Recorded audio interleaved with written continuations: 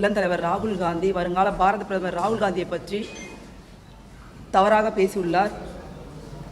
இந்துக்கள் எதிராக ராகுல் பேசினார் என்று ஒரு பொய்யான தகவலை ஆர்எஸ்எஸ் சித்தாந்தத்தை கையில் எடுத்துக்கொண்டிருக்கின்ற குஷ்பு அவர்கள் இன்றைக்கு தவறான செய்தியை பரப்பிக் கொண்டிருக்கின்றார். அதை ஒட்டி தான் நான் இன்றைக்கு பேசப் போகின்றேன்.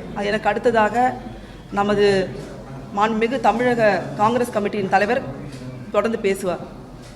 குஷ்பு அவர்கள் தொடர்ச்சியாக தவறான பொய்யான செய்திகளை தமிழக மக்களுக்கு கொடுத்து கொண்டு வருகிறார்.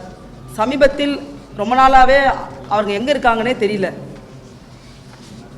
தேர்தல் நடக்கும் பொழுது தமிழகத்தில் இருக்கின்ற பெண்களுக்கு எதிராக பெண்களை அவமானப்படுத்தும் விதமாக ஒரு செய்தியை சொன்னார். என்னவென்றால், தமிழக அரசாங்கம் பெண்களுக்கு, சாதாரண ஏழை குடும்பத்தை சார்ந்த பெண்களுக்கு மகளிர் உரிமை தொகை வழங்குகின்றார்கள். அந்த தொகையை வாங்குகின்ற பெண்கள் எல்லாம் பிச்சைக்காரிகள் என்று சொன்னவர் தான் இந்த குஷ்பு. அந்த மகளிர் உரிமை தொகை வாங்குபவர்கள் யார் என்று பார்த்தீர்கள் என்றால், பெரும்பான்மையான இந்து குடும்பத்தை சார்ந்த இந்து பெண்கள்.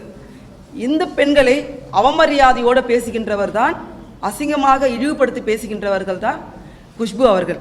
குஷ்பு ஏற்கனவே இந்து கடவுளையும் இந்துக்களையும் எந்த அளவுக்கு அவமரியாதை செய்தார் என்பது உங்கள் பத்திரிகையில் ஊடகங்கள் வந்த செய்தி. இந்து கடவுள் சிலையின் பக்கத்தில் செருப்பை அணிந்து கொண்டு கால் மேல் காலை போட்டிக்கொண்டு அந்த கால் அந்த சிலையின் மீது படுவது போன்று உட்கார்ந்து அமர்ந்து ஒட்டுமொத்த இந்துக்களின் உணர்வுகளை அவமானப்படுத்தியவர் தான் குஷ்பு.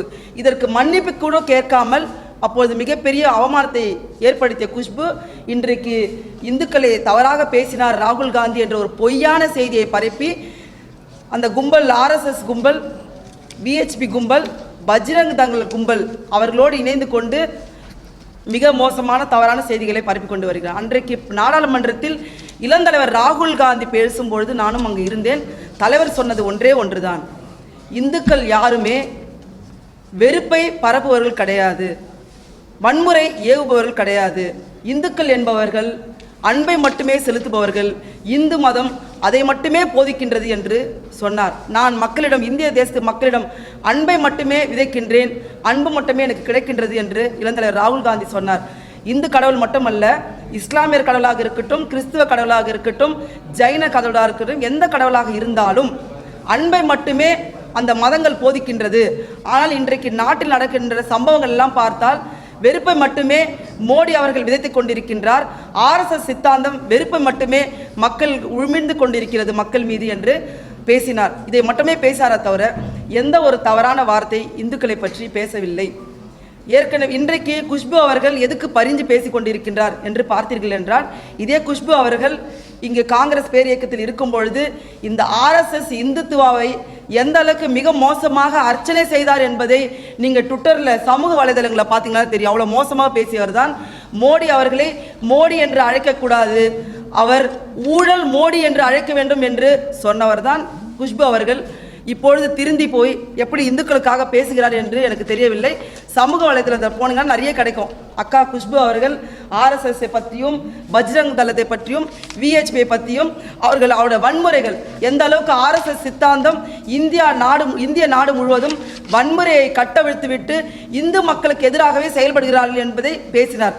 குறிப்பாக தலித் மக்கள் மாட்டுக்கறி உண்றார்கள் என்ற காரணத்துக்காக இந்து தலித் குழந்தைகளை எந்த அளவுக்கு தோலை உரித்து அவர்களை சித்திரவதை செய்து அடித்தார்கள் இந்த ஆர்எஸ்எஸ் கும்பல் என்பதையும் அவர் ஆர்எஸ்எஸ் கும்பலுக்கு எதிராக பேசியிருக்கின்றார். இப்படி அன்றைக்கு காங்கிரஸ் இயக்கத்தில் இருக்கும்போது பேசிய குஷ்பு இன்றைக்கு அதெல்லாம் மறந்துவிட்டு இந்துக்கு எதிராக பேசுகிறார் ராகுல் காந்தி என்ற பொய்யான செய்தியை கட்டவிழ்த்து. நான் ஒன்றே ஒன்று கேட்டுக்கொள்கிறேன் சகோதரி குஷ்பு அவர்களை. சமீபத்தில் நீட் தேர்வில் மிகப்பெரிய ஒரு ஊழல் நடந்தது. நீட் தேர்வை எழுதுகின்ற குழந்தைகள் யாரு? இந்து குழந்தைகள் இல்லையா? எத்தனை லட்ச குழந்தைகளோட கனவுகளையும் அந்த குழந்தைகளின் தாய் தந்தையின் கனவுகளையும் தகர்த்திருக்கிறது இந்த நீட் மிகப்பெரிய ஊழல். அதை பற்றி ஏதாவது ஒரு வார்த்தை அக்கா குஷ்பு பேசினார்களா?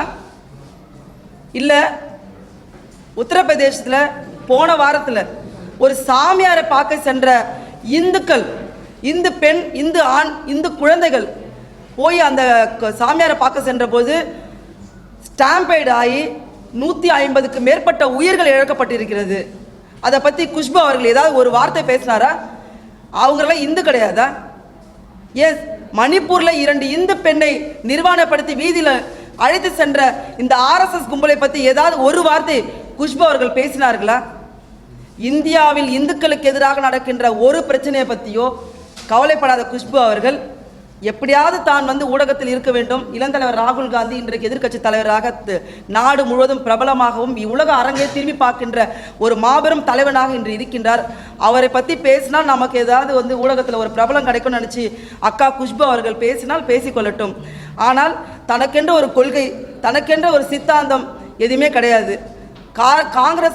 காங்கிரஸ் கட்சிக்குள்ள ஒரு சித்தாந்த கொள்கை உள்ள ஒரு கட்சியிலிருந்து அப்படியே எதிர்மறையாக உள்ள சித்தாந்தம் உள்ள ஒரு கட்சிக்கு தன் சேலையை மாற்றிக்கொள்வது போல் படத்தில் தன் கட்சியை மாற்றிக்கொண்டவர் தான் அக்கா குஷ்பு அவர்கள். இங்கு வாய்ப்பு கிடைக்கவில்லை. காங்கிரஸ் கமிட்டியில் அவருக்கு தேர்தல் நிற்பதற்கான வாய்ப்பு கிடைக்கவில்லை. பிஜேபியிலையாவது கிடைக்கும் என்று அங்கு சென்றிருக்கின்றார்.